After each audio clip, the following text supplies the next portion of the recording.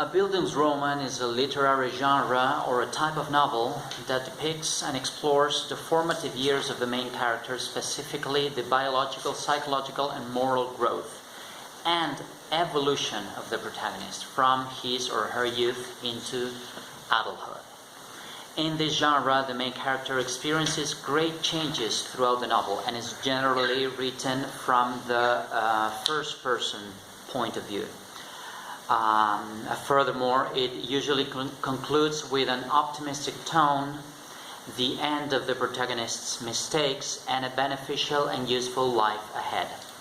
The term was first coined by the philologist Karl Morgenstern and is a combination of the German words Bildung, which means education, and Roman novel. So it means basically novel of education or novel of formation. Wilhelm Meister's Apprenticeship by Johann Wolfgang Goethe is widely considered to be the first Bildungsroman and tells the story of a man who lives an empty life as a businessman and embarks on a journey of self-realization to find happiness. After this novel was translated into English and published in 1824, many British authors were inspired by it. And even though this genre first arose or appeared in Germany, it has had widespread influence in literature throughout the whole world.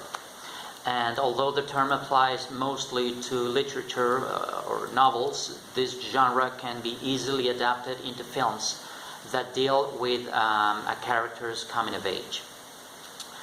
So the structure of a Bildungsroman basically centers on the main character's search of awareness to life's questions, with the expectation that this will result in reaching maturity and gaining experience. We can identify probably four main events: the loss, the journey, the conflict and personal growth, and maturity. So at the beginning, there is usually a profound emotional loss experienced by the child or adolescent protagonist. And inspired by this loss, he or she will embark on a journey, either physical or metaphorical, in search of answers to a big question and to acquire experience from life in order to better understand the world.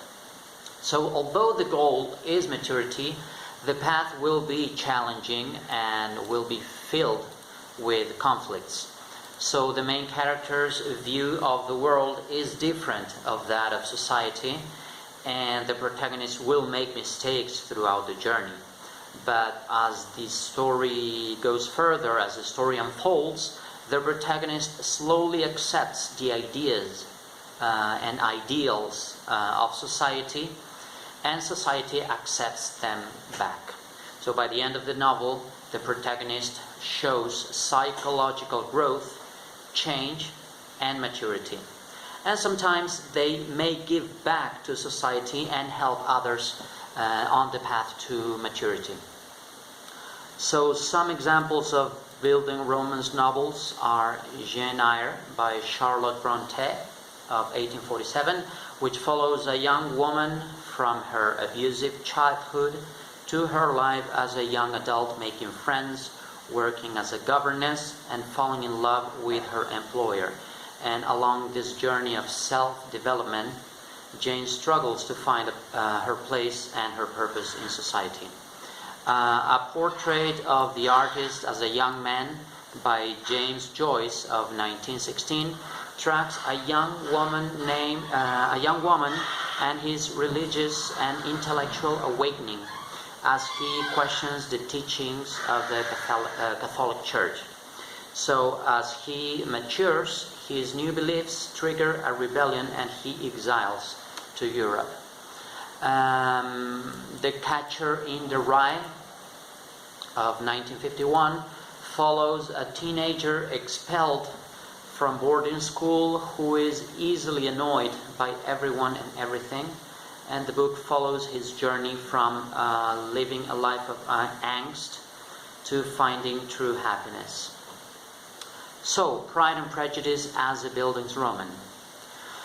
Although Jane Austen's Pride and Prejudice is considered a romantic novel, the romance genre does not embrace the individual character development of the protagonist, Elizabeth Bennet. Therefore, it can be argued that Elizabeth's mental and behavioral growth and development justifies reading this novel in terms of the Bildungsroman genre.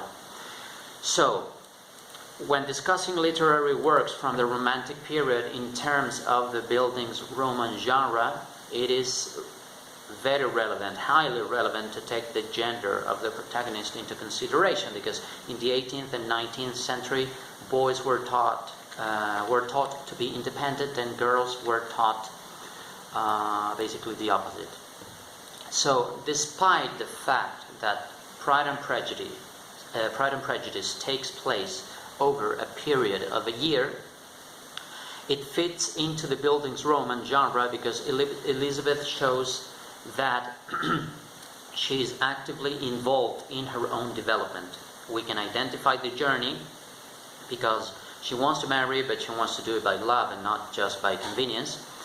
The conflict appears when she rejects Darcy for considering him arrogant and falsely believes what Wickham says. And later on, Elizabeth can learn and grow from these experiences, and maturity is reached when she finally comes to understand Darcy for whom he really is, and she acquires new ideas and values, and she is eventually reintegrated into society by marrying him.